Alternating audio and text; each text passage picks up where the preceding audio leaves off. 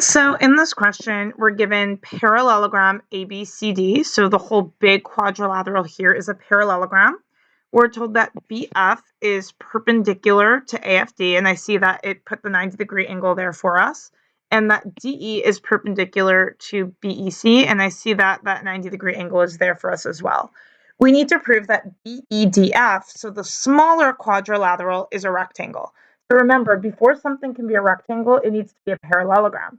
We don't know that BEDF is a parallelogram. We know that ABCD is a parallelogram. So first steps first, prove BEDF is a parallelogram, and then after we prove it's a parallelogram, we can then prove that it's a rectangle. Proving it's a rectangle will be pretty simple, because since BF is perpendicular to AFD, not only is there a right angle here, but there's also a right angle here. And since DE is perpendicular to BEC, not only is there a right angle here, but there's a right angle here. And we know that if we have a parallelogram with a right angle, it's a rectangle. So proving it's a rectangle is pretty simple once we prove that BEDF is a parallelogram. Proving it's a parallelogram is the part that might be a little bit tricky. But we do know that ABCD is a parallelogram, and we do have two triangles here. And we know that when we have triangles, proving them congruent can get us more information. So probably we're going to need to prove these two triangles congruent. We already have the right angles. And we know that ABCD is a parallelogram, so I know that its opposite sides are congruent. I also know that its opposite angles are congruent. So I can prove the two triangles congruent by AAS. And once I know the triangles are congruent by AAS, I can get some more information about BEDF, because I need to prove that BEDF is a parallelogram, so then it can also be a rectangle after that.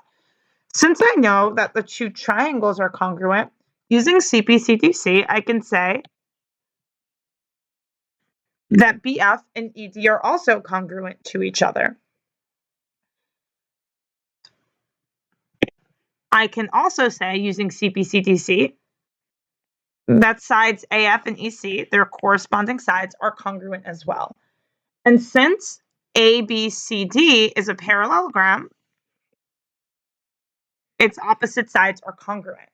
So I can subtract, I can take this whole side and subtract this off to be left with this side over here. And I can take this whole side and I can subtract this off to be left with this side here. And then I will know that BEDF is a parallelogram because both pairs of opposite sides are congruent. And once I know it's a parallelogram, then I also know it's a rectangle because a parallelogram with a right angle is a rectangle. So I think this is the easiest way to go about it. There are other approaches, but I think this is the simplest way to understand what is going on here.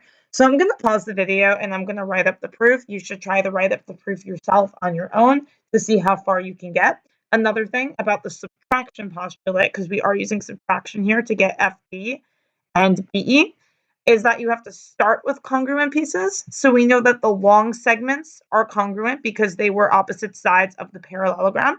And you need to know that the pieces that you're subtracting off are congruent.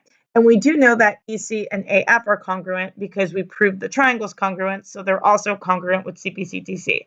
So you got to start with congruent and be subtracting off congruent, and that's why your differences are congruent. So that's just something about the subtraction postulate. Okay, so I just wrote down my givens, and I do need to mention how I know that I have the right angles, because I am going to be using the right angles for AAS, and I'm also going to be using one of these right angles. It doesn't matter which one. I guess I'll just use this one over here because I drew it better to prove that it's a rectangle, because remember, a parallelogram with a right angle is a rectangle. So I'm going to put that in my proof. I'm going to put that these are right angles, and I'm also going to put that this one's a right angle, just so I have it there for later when I need to prove that BEDF is a rectangle. Okay, I just unpaused here for a second. So I mentioned the right angles. I mentioned the opposite angles in the parallelogram are congruent. And then I needed to mention the opposite sides to prove the triangle's congruent with AAS. But in the same step, I just also said that the other two opposite sides, BC and AD, were also congruent because I'm going to need that later for the subtraction. So I just put that in the same step because it used the same reason. And here is my finished proof. So first I proved the triangle's congruent, then I CBCTC'd this side and this side, and also these pieces, which I need for the subtraction. I wrote my subtraction here and I showed out my subtraction. You should always show out your subtraction, otherwise nobody understands what you're doing. BC minus EC, that gives you BE. AD minus AF, that gives you FD. So I replaced the subtraction with what it actually was, with what it left over. I substituted the subtraction for what it actually gave you. And after you use subtraction, substitution always follows to tell you what you actually got from the subtraction. Now we know that BEDF is a parallelogram because it has both pairs of opposite sides congruent. And it's also a rectangle because a parallelogram with a right angle is a rectangle. I mentioned that this was a right angle all the way back in 2 just because I knew I was going to need it later. I mentioned angle DFB being a right angle. That's this one right here. I am not going to fully go over this one in the video. It's very similar to the last one from the last Regents review, so you can see that video. Make sure that you show out your work. I need to see the formulas if you used formulas. If you use slope formula and you counted the boxes rise over run, I still need to see what the slopes are on the paper. And you need concluding statements. This is a parallelogram because what did you show? Did you show both pairs of opposite sides are parallel? Did you show both pairs of opposite sides are congruent? What did you show about it to make it a parallelogram? I would recommend showing that both pairs of opposite sides are parallel using the slope formula, because then you'll have what you need to prove it's a rectangle. You won't have to do any more math after that. So 4 slope formulas for all 4 of the sides. This is a parallelogram because both pairs of opposite sides are parallel. The slopes are the same. Then it's just one more concluding statement to explain why it's a rectangle. 2 sides next to each other have opposite reciprocal slopes. This means they are perpendicular and they make a right angle. A parallelogram with a right angle is a rectangle. Here we have a right triangle altitude theorem question. I know that because I have a big right triangle with an altitude drawn to the hypotenuse. So I'm thinking either leg rule or altitude rule. Let me see what other information they give before I can make my decision. I'm already thinking altitude rule because they give us the length of the altitude, but I still want to see what else we have to work with and what we're looking for here. The length of DL is 4 times the length of BD. So if BD is X, because I don't know what it is, DL is 4 times that, so it would be 4X.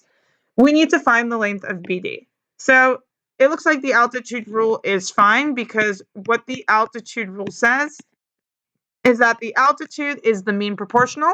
That means it gets written twice so that it's multiplied by itself when we cross multiply between each part of the hypotenuse of the big right triangle. And we know that one part of the hypotenuse is X, and we do know that the other part is 4X. So one part of the hypotenuse is X, the altitude is 6, and the other part is 4X. 4X squared is equal to 36. Let me divide by 4. 36 divided by 4 is 9. Square root both sides. X is equal to 3. It wants the length of BD. BD is X, so the length of BD is 3. Okay. Moving on to the next one, which is a proof. And sometimes it's helpful to work backwards. Before I even read the question, the proof statement jumps out to me. I'm proving a product, and we know where products come from. Products come from cross multiplication, and cross multiplication comes from a proportion, and proportions come from similar triangles. So we have a plan. In order to prove this product, first we need to prove 2 triangles are similar. Then we need to prove a proportion so that we can cross multiply it and get the product. So I need to figure out which 2 triangles I'm going to be proving similar, and that's going to come from my proof statement. EH, CH. CH is not really connected to EH. I'll use a different color for it. It's a little connected, but not really. FH. Oh, so that's one triangle. And AH. Color can really help you figure out what you're doing here. So those are the two triangles I'm proving similar. Already, I see vertical angles. One step of the way there for AA. We're halfway done proving the triangle similar. Because remember, AA proves triangle similar. So let's take a look at our givens and see what else we can conclude. EF is parallel to AD. So here is EF, and here is AD. We have parallel lines cut by a transversal. EF is parallel to BC. So let me use a different color for that because EF is also parallel to BC. So if EF is parallel to AD and EF is also parallel to BC, then that means all of these need to be parallel to each other. That means that BC and AD are parallel to each other. That's the transitive property of parallelism. If two lines are parallel to the same line, then they also have to be parallel to each other. Transitive property of parallelism. And they also tell us that AD is congruent to BC. So wait, we have a quadrilateral that has one pair of opposite sides that are both congruent and parallel. This is a parallelogram. And if it's a parallelogram, then I know the other pair of opposite sides are parallel. And the reason why that's helpful is because I don't know if anyone else is noticing their letter Z, but I definitely am. And I see my alternate interior angles give me the second A for AA. I'm going to write this part up in the proof so far, proving the triangle similar, and then we'll finish the rest of the proof after that. Please pause the video and try to write it up as well. Okay, so here in my proof, I have everything that I need for AA.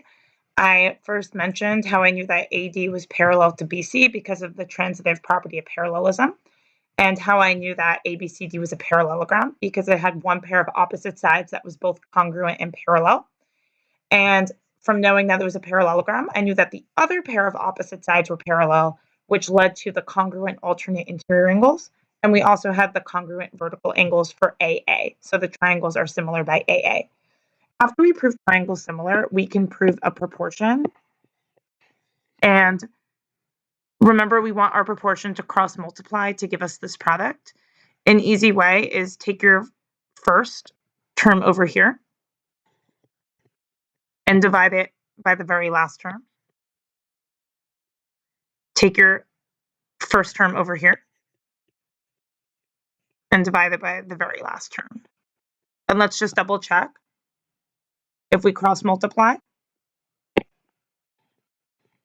we do get EH times CH. And if we cross multiply the other way, we do get FH times AH. The reasons are always the same for proving a proportion and proving a product. Corresponding sides of similar triangles are proportional. That's why we're able to set up a proportion. Corresponding sides of similar triangles are proportional. And the reason why we're able to cross multiply is because in a proportion, the product of the means equals the product of the extremes.